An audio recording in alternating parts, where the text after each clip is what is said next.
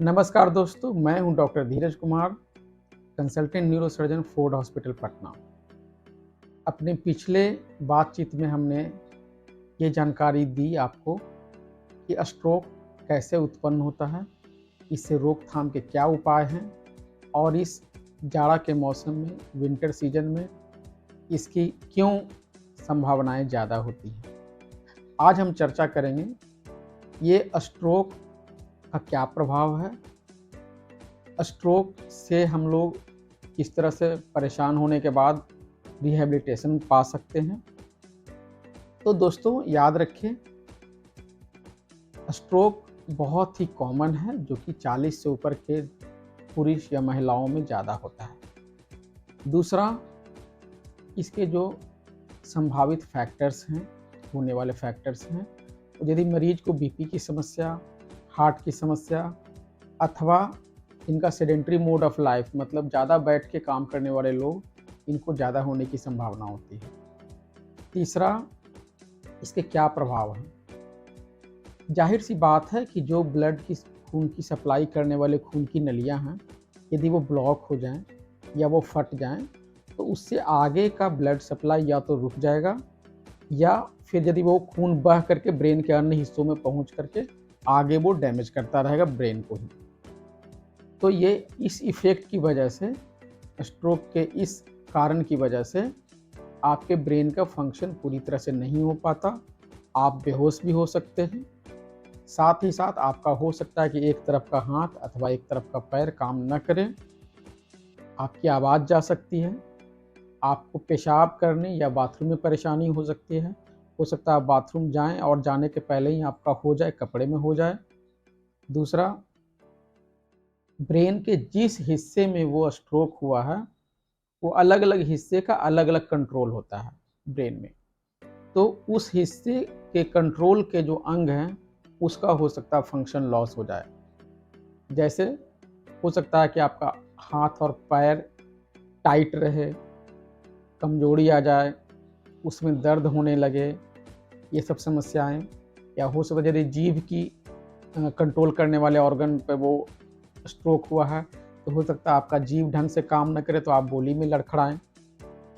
कभी कभी आँखों से आप देख सकते हैं ठीक से, लेकिन जिस भाग में आँख का इंटरप्रिटेशन हो रहा है, विजन का जो एरिया है ब्रेन में, उसमें स्ट्रोक होने की वजह से आप ढंग से आँख ठीक होने के बावजूद भी उन चीज़ों को पहचान नहीं पाते या चेहरा को समझ नहीं पाते। कभी कभी कोई पेन को कागज़ बता सकते हैं, कागज़ को पेन बता सकते हैं। इस तरह से फेशियल अनरिकॉग्निशन, इसे कहा जाता है फेशियल अनरिकॉग्निशन, ये भी हो सकता है। तो ब्रेन में जो डिफरेंट हिस्से हैं, जो अलग अलग हिस्से हैं, जिसके वजह से हम उन हिस्सों का सार्थक उपयोग कर सकते हैं, स्ट्रोक की वजह से आप उसका पूर्ण रूप से उपयोग करने में सक्षम नहीं हो पाते हैं। अब है कि हम लोग डायग्नोसिस कैसे करते हैं। याद रखें कि स्ट्रोक में सबसे पहला जो टेस्ट है वो है सीटी स्कैन ब्रेन का। ब्रेन के सीटी स्कैन में वो मरीज या उस पेशेंट को हेमरेज की वजह से, ब्रेन हेमरेज की वजह से स्ट्रोक हुआ है या इन्फार्क्ट की वजह से स्ट्रोक हुआ है, ये हम लोग पता लगा सकते हैं। यदि इन्फार्क्ट की वजह से स्ट्रोक हुआ है, तो क्या कारण था कि खून की सप्लाई रुक गई या जिसे इन्फार्क्ट कहते हैं वो हो गया, ये देखना होगा।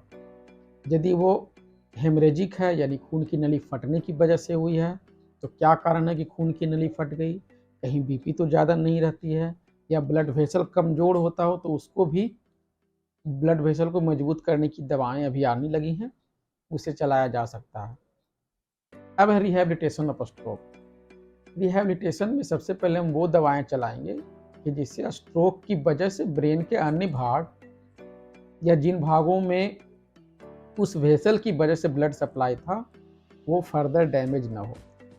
साथ ही साथ हम ये देखते हैं कि ब्रेन में जो डैमेज हो चुका है पार्ट, उसके अलावा जो बचा हुआ ब्रेन है, उसके आसपास का ब्रेन, वो प्रोटेक्टेड रहे। तीसरा है कि जनरली स्ट्रोक के मरीज प्रोन होते हैं कि उन्हें वो सीजर अथवा एपिलेप्सी की समस्या भी उत्पन्न हो जाए। तो इन चीज़ों की रोकथाम के लिए दवाएं उपलब्ध हैं, वो दवाएं चलाई जाती हैं। यदि बहुत बड़ा स्ट्रोक हो गया, बहुत बड़ा हेमरेज है, ऐसे केसेज में डिकम्प्रेसिव क्रेनियोटोमी नामक सर्जरी भी जरूरी होती है। साथ ही साथ ये भी याद रखें कि यदि बहुत बड़े इलाके में इंफाक्ट है, जैसे लार्ज एमसीए इंफाक्ट, तो उसमें भी डिकम्प्रेसिव क्रेनियोटोमी जरूरी होती है। आजकल न्यूरो इंटरवेंशन एक ऐसी पद्धति है जिसकी सहायता से हम लोग खून की नली में यदि जाम लगा हो तो उसको हम लोग छुड़ा सकते हैं। तो इसके भी सेंटर्स पटना में मौजूद हैं, आप लोग वहाँ भी संपर्क कर सकते हैं। लेकिन इसका पहले इवैल्यूएशन किसी भी न्यूरोसर्जन अथवा न्यूरोलॉजिस्ट से ज़रूर करवा लें, और वो पद्धति मरीज को ज़रूरी है या नहीं ये इवैल्यूएट करवा लें। धन्यवाद दोस्तों।